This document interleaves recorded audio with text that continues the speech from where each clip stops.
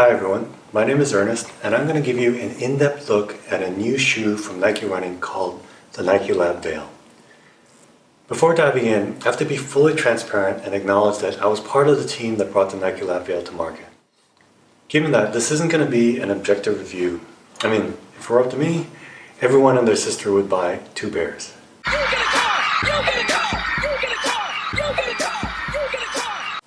So if this isn't a review, what is it? Well, the Nike Lab Veil is a pretty unusual shoe, and after posting a couple of short videos to Instagram about it, I've received tons of questions. So the purpose of this video is to share answers to those questions and to provide some tips to help you get the most out of your experience wearing the Veil, including a simple trick that makes it much easier to get the shoe on your feet. For those who already own the shoe and just want to get to the trick, I'll include a time reference in the description box below so that you can jump ahead. One last thing I have to mention is that all of this information is coming from me as an independent individual who's purchased and had an opportunity to run in these shoes.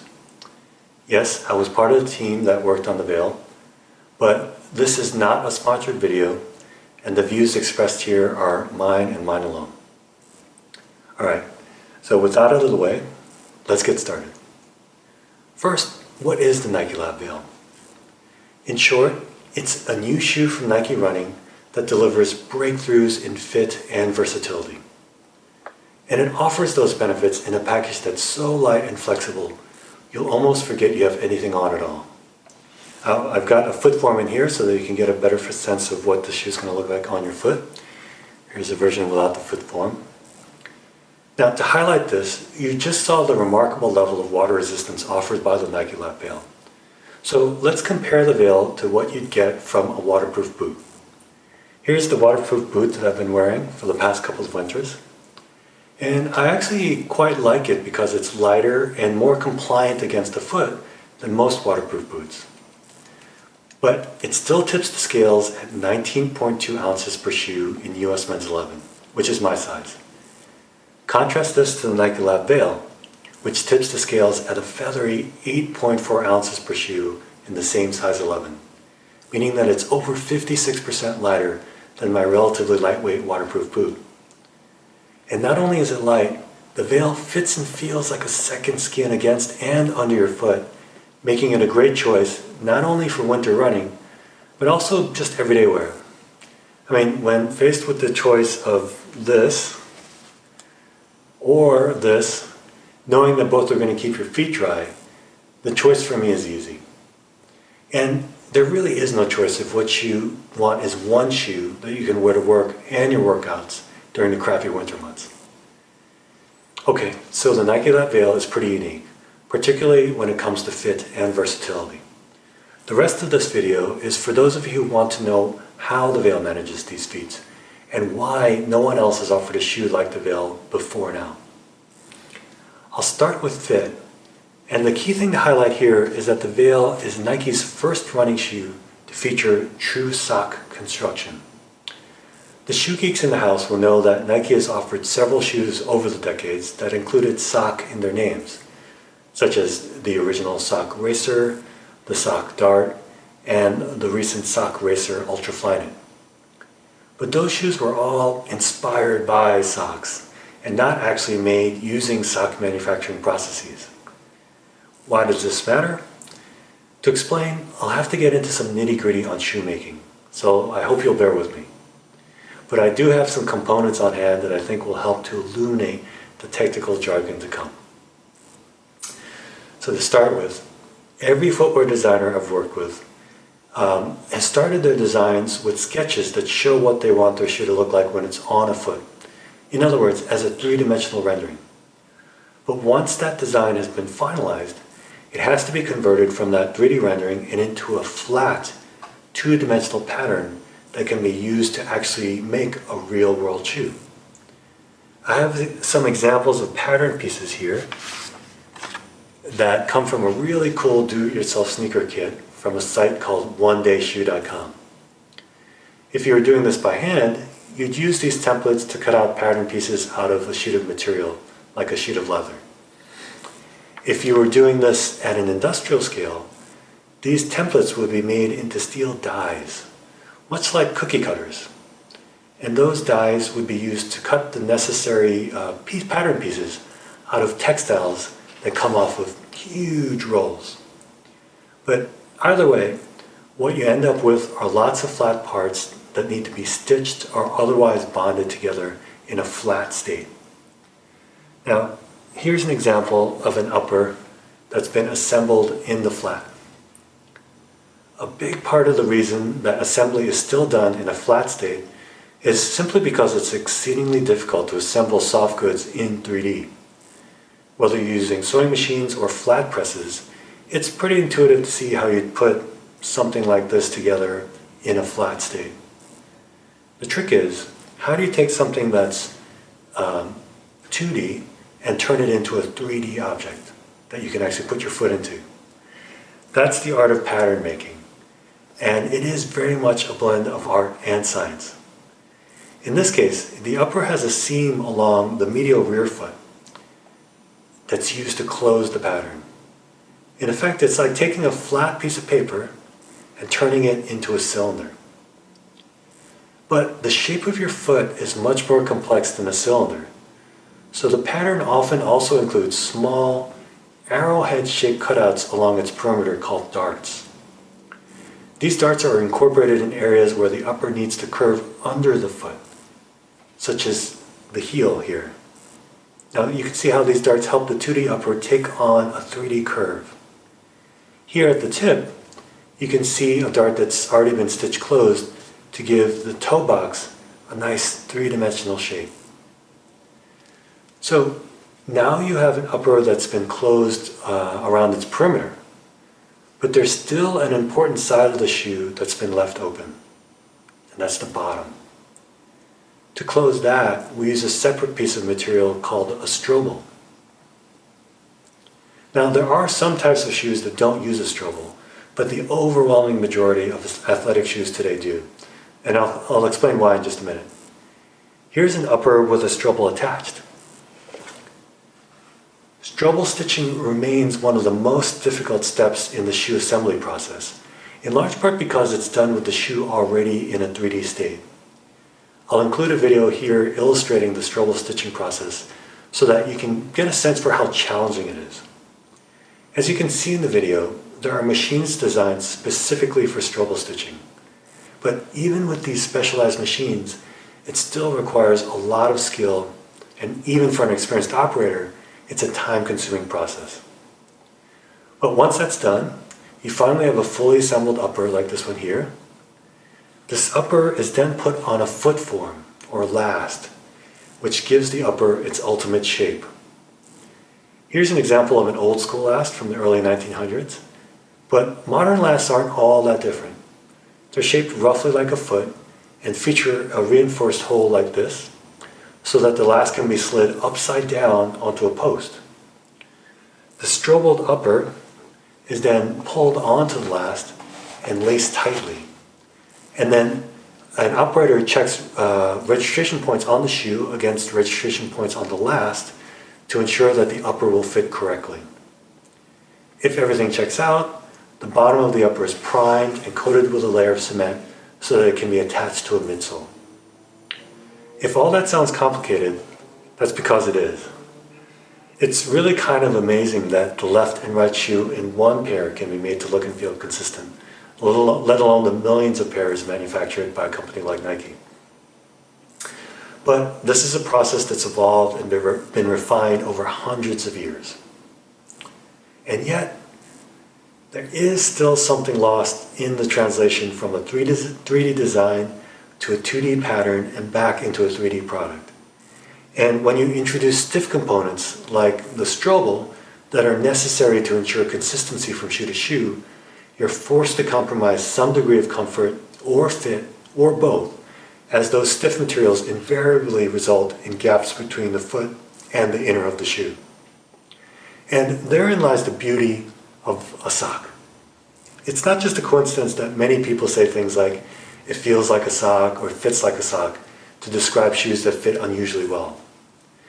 Because socks come right off the machine as closed 3D forms, there's never a need to translate them from 2D to 3D. They're 3D from start to finish. In addition, because socks are generally knit with a uniform material mix, you get a uniform second skin-like feel around the entirety of your foot. This differs from conventional shoe uppers, where you get distinct and abrupt differentials between stretchy regions and stiff regions. Even in a shoe with a mostly stretchy upper, like the original Sock Racer or more recent Sock Dart, you still have a stiff strobel underfoot, and your body can perceive that difference. So, if socks are so great, why hasn't anyone made a serious performance running shoe before the Nike Lab Veil using true sock construction? Well, there are two primary reasons, namely support and consistency.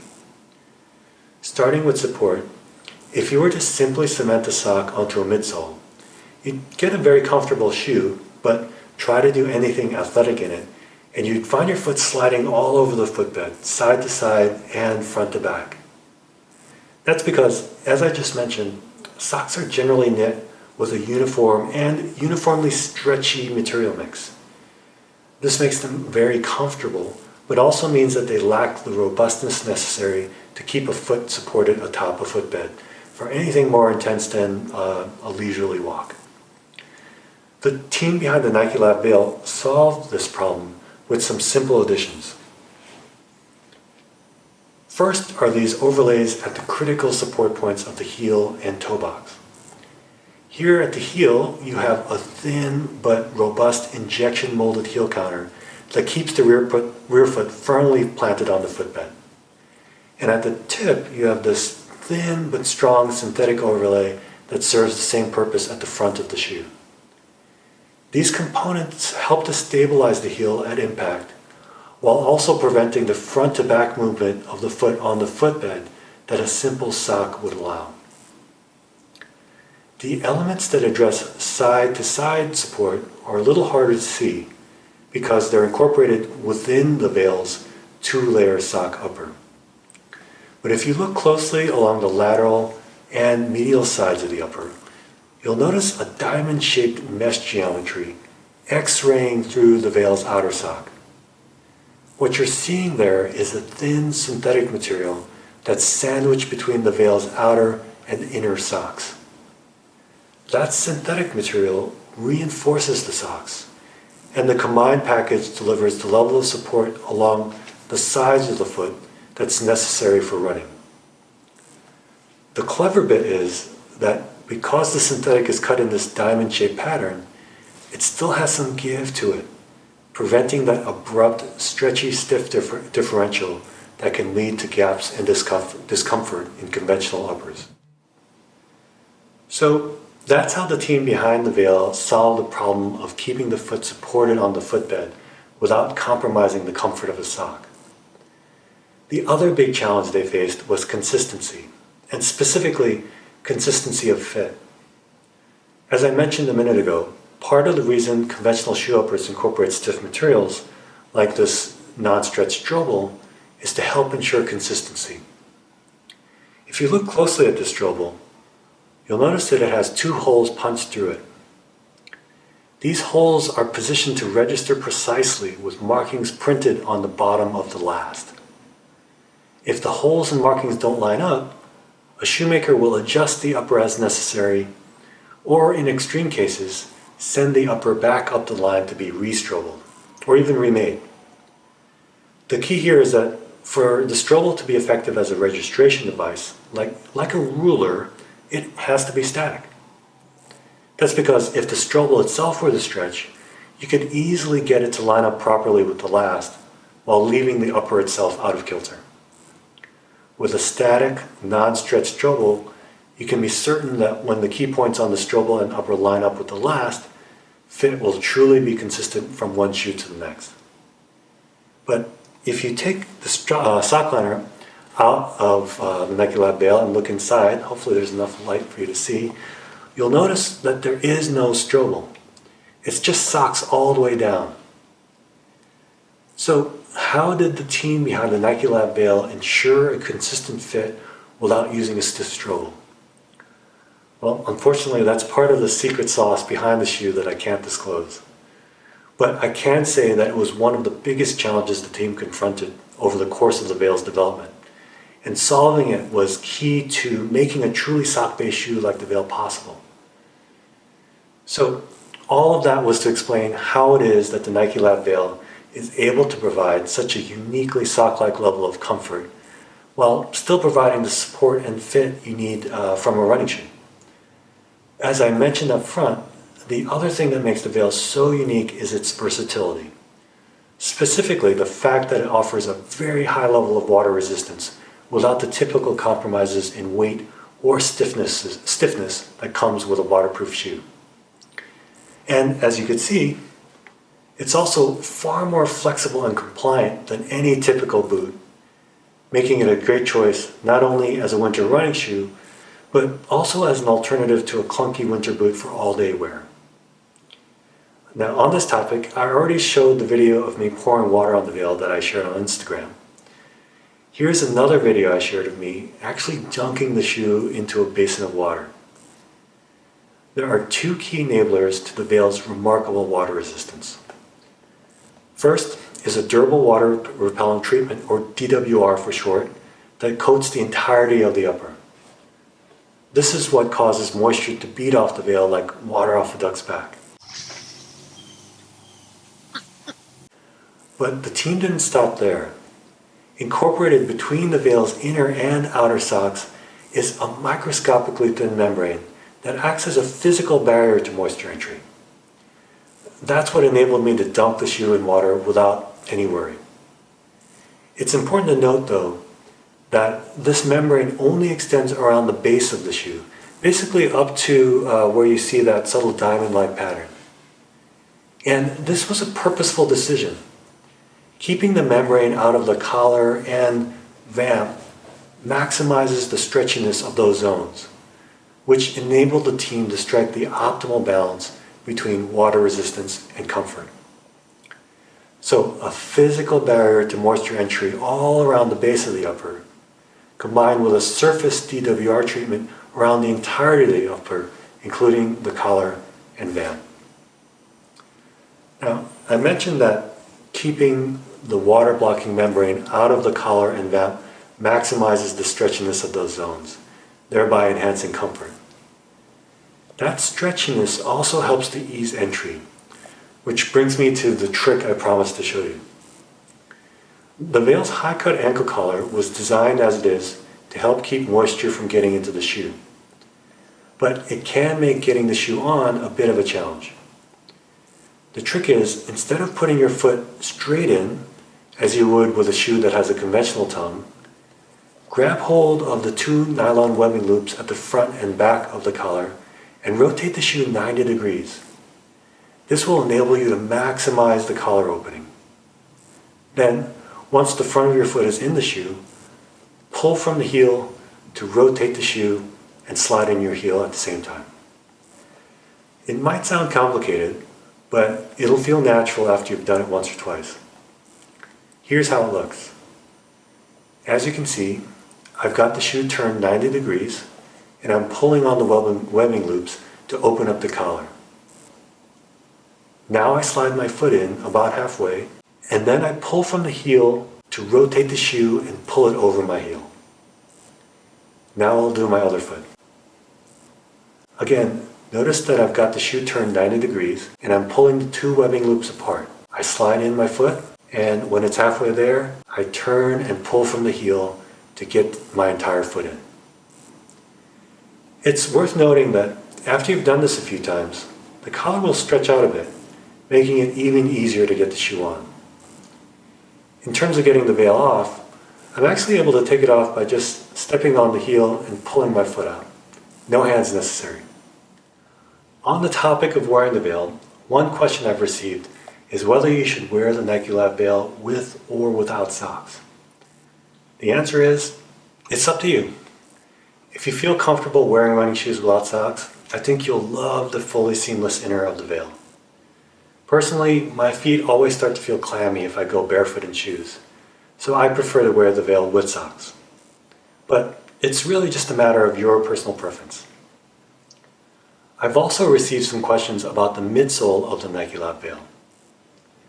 The Veil is built on the same midsole as the Free Run Motion, so you're going to get Nike's most flexible, most natural ride. What's exciting if you're a fan of shoes that promote a natural motion is that because the Nike Lab Veil's sock-based upper does not include a stiff strobel, the Veil delivers a smoother, more barefoot-like ride than any other free model I've experienced before. The lack of a strobel also helps to amplify the midsole's cushioning feel. The Veil isn't a soft shoe, but if you've tried the Free Run Motion, you might be surprised by how different the Veil feels underfoot. It's at once softer and more natural, and those differences are entirely down to the Veil's unique upper construction.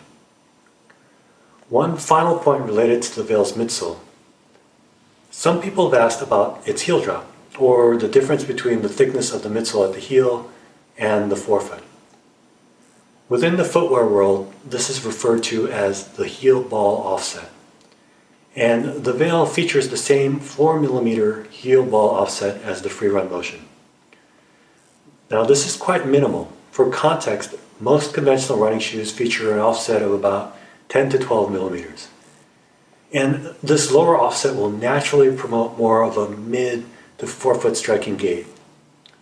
If you're already a mid to forefoot striker, I think you'll love the Nike Lab Veil right out of the box.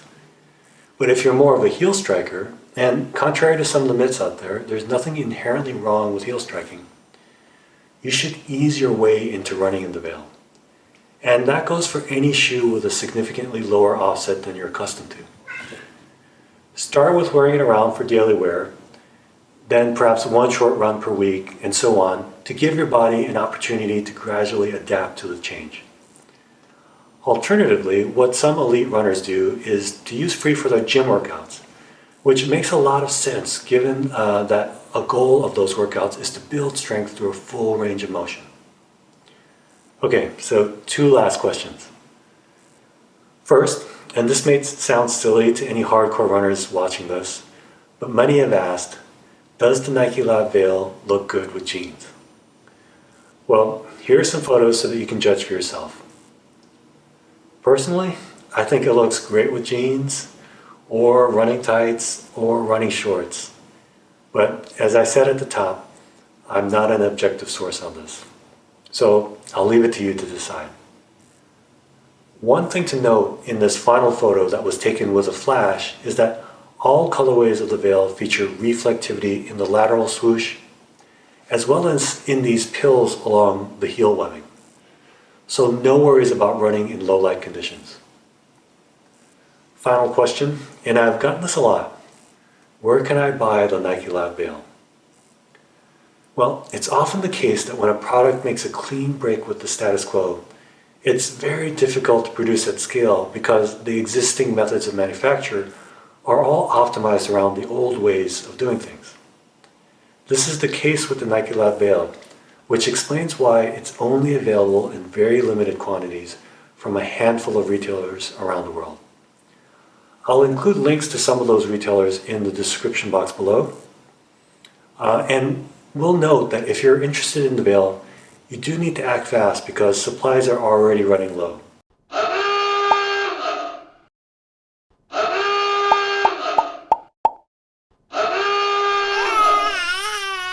And to the best of my knowledge, once it's sold out, it'll be gone for good. One last related point I should mention is that the Nike Lab Veil is a unisex shoe, meaning that it's offered in one set of colorways and sizes for both men and women. If you go to store.nike.com, you'll see the men's and women's sizes listed side by side. Note that this black colorway is offered in the widest range of sizes, from a US women's 5, which is unfortunately already sold out, all the way up to a US men's 15. By contrast, the 2 Gyakuso branded colorways, this is one of them here, start at a US women's 8.5 and only go as big as a US men's 14.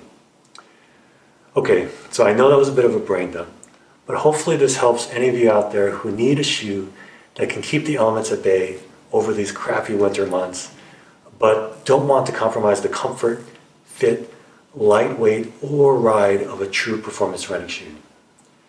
That's the unique job the Nike Lab Veil was designed to do. And I really hope you'll have a chance to give it a try. If you still have questions after watching this, please post them in the comments and I'll do my best to answer them. Otherwise, join me at Kicksology.net or on Instagram at Kicksology for periodic reviews of other things you might like. Thanks for watching, and now I really need to go for a run.